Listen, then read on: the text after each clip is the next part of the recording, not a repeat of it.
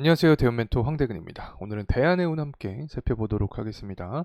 제가 지속적으로 해운주 분석을 하고 있는 상황인데 강조드렸던 부분이 분명히 존재를 했습니다.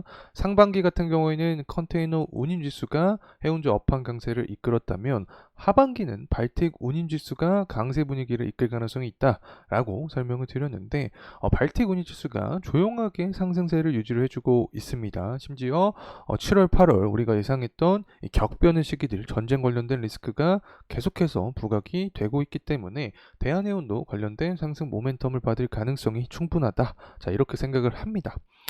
철광석 가격 역시 상승에 대한 탄력을 보여주고 있는데 저점 매수세가 들어왔죠. 그리고 수요적인 부분도 받쳐주는 상황에서 원자재 순환매까지 돌아오게 되면 철광석 가격 반등으로 인해서 발틱 운유지수 상승은 더욱더 강해질 확률이 있다. 자, 이렇게 개인적으로 생각을 하고 있습니다. 그래서 금일 이 대한해운의 중장기적인 방향성 함께 파악을 해보도록 하겠습니다. 자, 우선 대한해운 같은 경우 금일 가격적인 흐름세를 보게 되면 한 2%가량의 하방 압력을 받고 있는 상황입니다. 제가 지속적으로 강조를 드렸던 부분이 있었죠. 지금까지 어쨌든 대한해운 같은 경우 단기 과매수 구간에 돌입하면 가격 조정 그리고 기간 조정을 거쳤던 구간이 분명히 존재하기 때문에 이 조정폭에 대한 부분을 우리가 생각할 필요가 있다라고 말씀을 드렸던 기억이 납니다. 그래서 현재 구간은 6월 28일 날 기록했던 이 단기 과매수 구간 이후에 가격 조정에 대한 부분을 받아주고 있지 않나 생각을 하고 있습니다. 수급적인 측면을 보게 되면 외국인의 매도 물량이 7월 2일부터 출현을 해주고 있습니다. 7월 2일을 좀 생각을 해보면 여기죠. 이 구간부터 외국인의 매도 물량이 나와주고 있다. 그래서 가격 하방 압력을 작용을 해주고 있다라고 생각을 하고 있는데 사모펀드는 그와 반대로 매집에 대한 모습을 보여주고 있습니다. 자, 그렇기 때문에 현재 구간에서 좀 중요하게 포인트가 될 수 있는 것은 연기금의 자금의 행방이 되지 않을까 생각을 하고 있습니다.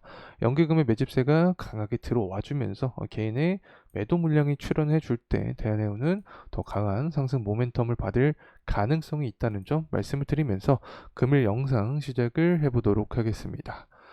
자, 우선은 뭐 지난 시간에서도 계속해서 말씀드렸던 연장선인데 이란과 이스라엘 전쟁이 지속되고 있습니다. 헤즈볼라 같은 경우에는 이란이 간접적으로 이용을 하면서 이스라엘을 공격을 해주고 있는데 이스라엘이 레바논 무장정파인 헤즈볼라의 지휘관을 죽였습니다. 다시 말하면 이란에게 전쟁에 대한 어떤 의지를 계속해서 표출해주고 있다라고 해석을 할 수 있겠는데 헤즈볼라가 대규모 로켓 공격을 또 했죠. 보복성 공격을 유지를 해주고 있습니다.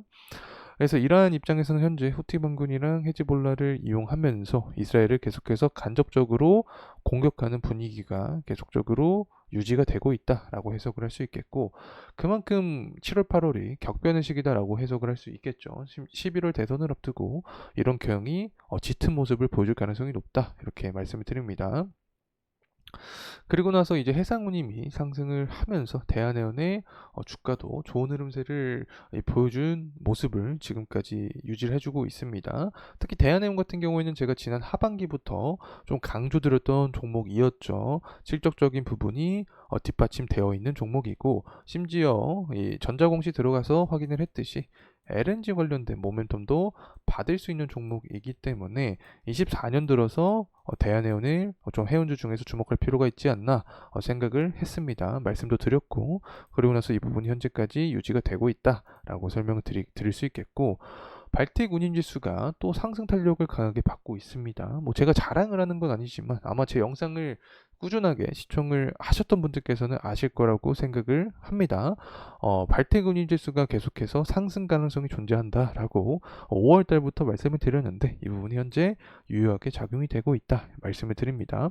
그래서 다시금 3월 달처럼 2,400포인트까지 도달을 하게 되면 하반기에는 오히려 발틱 운임지수가 주목을 받으면서 해운주 전반적인 강세에 대한 분위기를 유지를 할 수 있지 않을까 생각을 하고 있습니다. 그리고 철강석 가격도 반등을 해주고 있죠. 7월 들어서 7월 2일 같은 경우에 2%가량 상승 탄력을 좀 받아주고 있습니다. 그래서 우리가 생각했던 구간은 5월 달에 기록했던 이 121불 구간까지 철강석 가격이 상승하는 모습을 보여주게 되면 이 부분이 분명히 물동량이나 발틱 운임지수에 긍정적인 영향을 미치게 되면서 대한해운의 주가도 상승 탄력을 받을 수밖에 없게 됩니다. 특히 상반기 같은 경우에는 컨테이너 지수가 굉장히 상승을 했죠. 중국의 밀어내기 수출 이 부분은 미국이 중국을 제재한다. 라는 내용부터 파생이 되면서 컨테이너 운지수 상승으로 인해서 상반기 지수 자체가 올랐습니다. 그만큼 해운주 강세는 상반기에 컨테이너 지수가 이끌었다라고 해석을 할 수 있겠는데 하반기에 철강석이 계속해서 좋은 모습을 보여주고 발틱 운임 지수가 상승하게 되면 오히려 하반기에는 발틱 운임 지수가 해운주 전반적인 강세를 이끌 가능성이 있지 않을까 생각을 하고 있습니다.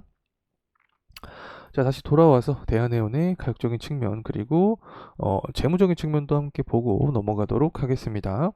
대한해운 같은 경우에는 재무적인 측면으로 살펴보게 되면 23년과 비교했을 때 24년 굉장히 성장을 많이 한 전망을 하고 있습니다. 영업이익 측면도 많이 오르는 전망을 하고 있죠. 그리고 나서 단기순이익적인 부분을 봤을 때 거의 5배가량 상승을 합니다. 때문에 실적적인 부분에서 우리가 대한해운을 주목할 필요가 있다라는 말씀을 드렸던 기억이 납니다. 이제 그리고 나서 이제 살펴보게 되면 ROE가 거의 뭐 13%죠. 해운주에서 ROE 13%면 엄청난 겁니다. 그만큼 기업이 고속 성장한 한 해였다라고 해석을 할 수 있겠고, BPS 주당 순 자산 가치를 보게 되더라도 굉장히 높습니다.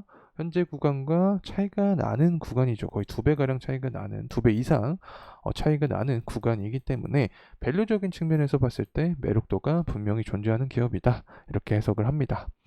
그래서 주봉으로 좀 살펴보게 되면 베스트 시나리오가 무엇이냐를 봤을 때 5일선 구간을 이탈하지 않으면서 지속적으로 상승하는 게 이상적인 시나리오고, 만약에 5일선을 이탈한다 6월달처럼 그러면 11선 구간에서는 지지를 받아주면서 재차 상승하는 게 가장 이상적인 시나리오가 될 수 있다는 점을 말씀을 드리고 싶습니다.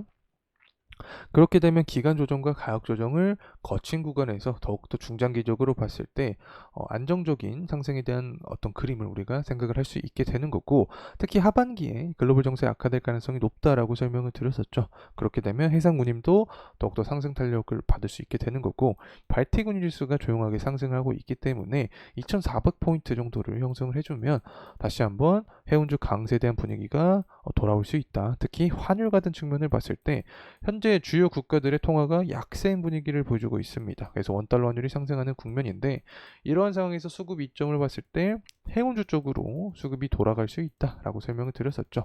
그래서 하반기 운임비 상승 그리고 환율 상승에 대한 대표적인 수혜가 대한해운이 될 수 있다는 점을 말씀을 드리고 싶습니다. 특히 이란이 호르무즈 해협을 봉쇄한다라는 제스처만 나와주게 되면 운임비 상승은 더욱더 가파르게 발생할 가능성이 있다는 점 말씀드리면서 금일 영상 마무리하도록 하겠습니다. 자, 이상으로 대한해운에 대한 영상 마무리하도록 하겠습니다. 감사합니다.